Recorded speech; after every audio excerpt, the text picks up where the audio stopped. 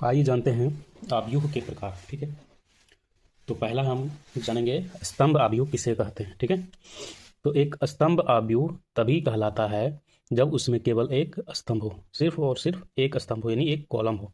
ठीक है, तो मान लेते हैं कोई भी एक एग्जाम्पल, एक आव्यूह है।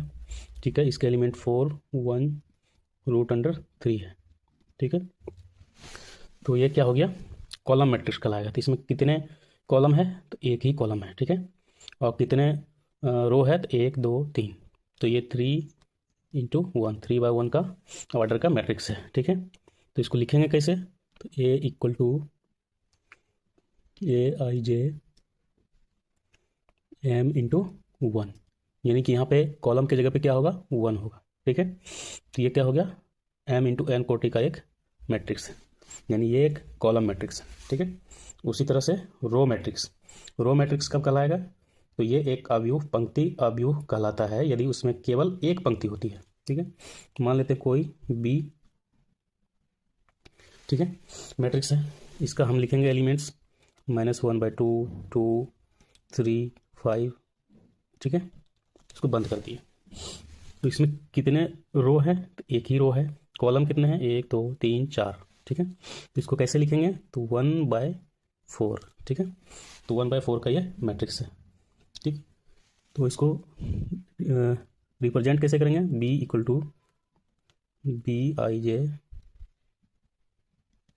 Bij।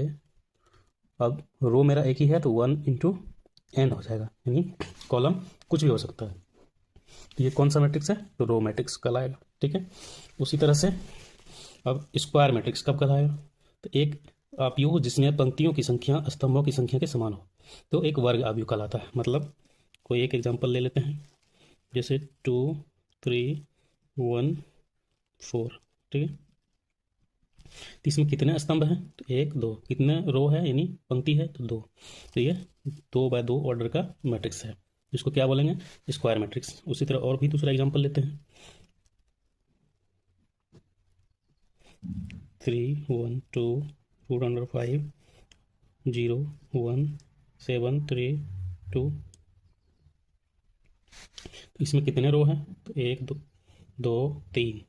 कॉलम कितने हैं, तो 1 2 3, यानी ये 3/3 का मैट्रिक्स है। तो इसको क्या बोलेंगे, स्क्वायर मैट्रिक्स। ठीक है, इसको रिप्रेजेंट कैसे करेंगे, तो A या B कोई भी मैट्रिक्स को डिनोट कैसे करते हैं, तो इंग्लिश अल्फ़ाबेट